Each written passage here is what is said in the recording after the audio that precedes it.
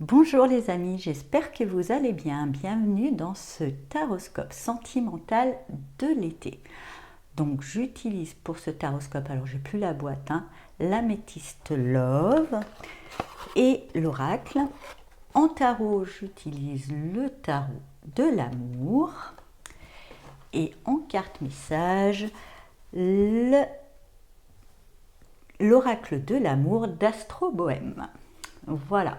Alors contrairement au taroscope mensuel, ça va fonctionner là. On a, comme chaque saison, il y a trois mois à peu près. Donc le premier mois, le deuxième mois, le troisième mois. L'énergie un peu générale avec l'oracle améthyste Love. Cette colonne-là, c'est vous. La colonne-là, c'est la personne en face de vous, ou pour les célibataires, la situation, l'atmosphère, qu'est-ce qu'il y a en vous. Et au centre, la relation, s'il y a quelqu'un, ou le champ des possibles pour les célibataires. Vous pouvez éventuellement intervertir si vous vous reconnaissez plus dans cette colonne, il n'y a pas de souci, vous faites ça reste général, donc adapté à selon ce que ça résonne en vous. Vous pouvez, pour plus d'informations, consulter le taroscope de votre signe ascendant et lunaire, et vu qu'on est dans l'assentiment, là aussi le taroscope du signe dans lequel se situe Vénus dans votre thème astral. Voilà. Comme cette introduction va être reprise dans chaque taroscope, vous retrouverez en barre d'infos un timer pour pouvoir la passer, parce que je ne pense pas que si vous regardez votre signe solaire, ascendant, lunaire et Vénus, voilà, au bout de la quatrième fois, je pense que ça va peut-être être bon pour vous. Donc n'hésitez pas à cliquer sur le temps indiqué à côté de taroscope pour passer directement cette intro. Voilà, à tout de suite pour les taroscopes. Bonjour chers amis Gémeaux et bienvenue dans votre taroscope sentimental de l'été 2023. Donc on va voir l'énergie pour la première période. Alors, avec ces énergies un peu printanières, même si on est en été, mais qui va vous dire que vous êtes, voilà, vous renaissez, vous êtes plein d'entrain, plein d'allant. Il y a peut-être des nouvelles relations ou de nouvelles flammes qui se rallument dans votre vie amoureuse avec une personne déjà existante depuis un moment. En tous les cas, vous êtes plein d'espoir, je ressens. Ça commence avec plein d'espoir et plein d'enthousiasme. Alors, on va voir. Avec le 6 de bâton, bah oui, il y a une certaine victoire, un certain succès, où voilà, il y a quelque chose qui fait mouche.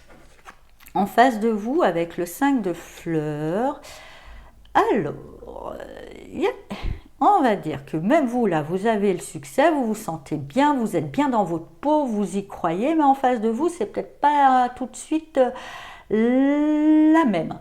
Il y a quelqu'un qui est peut-être dans une certaine détresse émotionnelle, peut-être pas due à la relation, mais il y a une notion de détresse émotionnelle.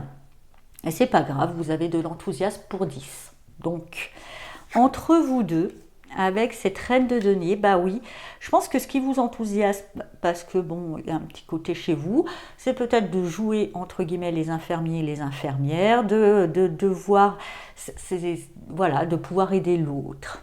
C'est un peu votre truc. Attention quand même, complexe, triangle, sauveur, victime, bourreau. Quand même, restez prudent.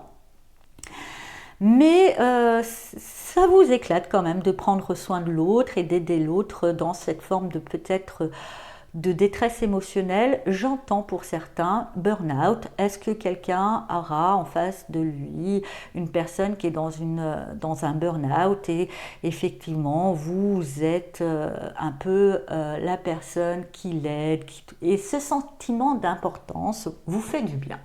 Voilà. Ok. Pour moi, il n'y a pas de jugement. Ok, c'est votre délire de prendre soin, ça vous éclate, il n'y a pas de souci. Restez prudent de ne pas tomber dans ce triangle que je vous ai dit tout à l'heure. Pour les célibataires, vous êtes bien dans votre peau, vous avez envie de partager, de prendre soin, vous êtes plus dans un côté tendre et câlin, même si en face de vous, c'est pas grave. C'est pas grave, même si c'est 5 minutes, tout va bien. Vous vivez avec vos lunettes au prisme, tout va bien, et peu importe ce qui se passe en face. Hein. Et pourquoi pas? Du coup, oui, vous allez plus jouer un petit peu les sauveurs-sauveuses, mais comme je l'ai dit précédemment, attention aussi, voilà, dans une certaine mesure, pourquoi pas, au-delà d'un certain... Non, là, ça devient toxique, hein, vous le savez, tout le monde le sait d'ailleurs. On va avoir la deuxième période. Bon, bah, vous continuez sur votre lancée, hein, plein d'enthousiasme, et cet enthousiasme est communicatif, vous avez un grand succès, une grande envie, tout va bien. On va voir vous, enfin votre relation, vos amours, c'est le succès. Vous, bah c'est bon, vous êtes déterminé, vous savez ce que vous voulez, vous savez où vous voulez aller. Pour les célibataires, on parle aussi de synchronicité. Il n'y a pas de doute sur le chemin qui vous mène au bonheur. En face de vous, avec le 10 de bâton, ouais, vous voyez, je disais burn-out. J'ai quelqu'un qui est quand même écrasé par le poids des responsabilités, qui est quand même bien fatigué. Mais vous savez, hein, peut-être justement dans cette démarche de soins, voilà, vous voyez, il y a une notion de guérison. Vous réussissez à guérir, hein, peut-être à rétablir, à dire à la personne lâche ton fardeau, à l'aider à déposer un certain fardeau. Et il y a une forme de guérison, il y a un bel équilibre, il y a une belle harmonie qui s'installe. Chouette, chouette, vous réussissez à trouver une belle harmonie. En permettant à l'autre d'alléger un petit peu. Alors des fois le fardeau il est concret, hein, on en a trop, il faut savoir lâcher. Des fois le fardeau il est mental, c'est qu'on croit qu'on a beaucoup à porter et il suffit de se dire non. Tout simplement, vous allez peut-être apprendre à l'autre à dire non. En tous les cas, vous êtes déterminé et vous réussissez justement à ramener une harmonie, une certaine forme de guérison et tout va bien, hein, dans le meilleur des mondes. Pour les célibataires, vous savez ce que vous voulez justement l'harmonie, une certaine fluidité, vous êtes dans la bienveillance, il n'y a pas de souci, vous êtes dans un non-jugement et vous ne manquerez pas d'occasion. Peut-être un peu trop à votre goût. Peut-être. Le succès sera peut-être un peu trop lourd à porter. On verra. Ensuite, pour la troisième période, transformation, métamorphose. Et j'entends, vous voyez, c'est comme au rugby, l'essai. Hein, là, vous avez réussi votre essai, il va être transformé en plus. Vous validez, vous signez votre succès. C'est ce que je ressens et ça va pouvoir transformer votre vie, mais dans le bon sens du terme. Il y a quelque chose qui se transforme suite à cette guérison. Avec les chercheurs. Alors, l'ermite, c'est pas que vous êtes seul, moi je pense, hein, c'est que vous êtes seul à deux. Hein, vous avez votre succès et là, vous vous mettez dans votre cocon avec la personne aimée. Il n'y a que vous deux et le reste du monde. En face de vous, voyez la papesse, vous êtes sur la même énergie. Hein, la papesse, l'ermite, je dirais que c'est un couple qui va bien. C'est comment être seul à deux. Vous êtes tous les deux dans votre bulle. Il y a une communication même, je dirais, intuitive, non verbale, avec la princesse de bâton entre vous. On va dire, voilà. Cette transformation, elle est plutôt en germination, je vais dire, qui va permettre justement d'éclore à la lumière quelque chose d'assez lumineux.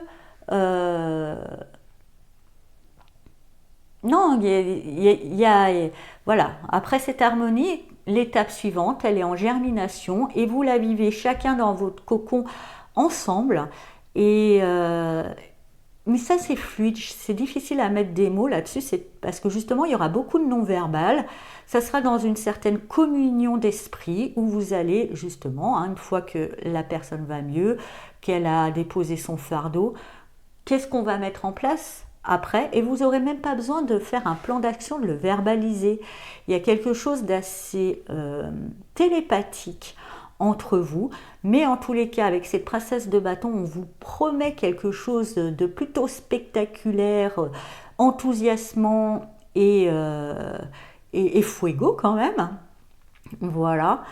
Pour les célibataires, je dirais que vous allez être dans peut-être, hein, justement, comme je vous dis, grand succès et peut-être trop de succès, mais dans le lot, quelqu'un d'un petit peu plus discret ou qui justement vient toucher, parce que même si vous êtes très communicant, il y a une part de vous, en vous, plus subtile, plus discrète, plus réservée, qui je dirais est vraiment votre noyau, qui va être touché par cette personne sans forcément qu'il y ait besoin.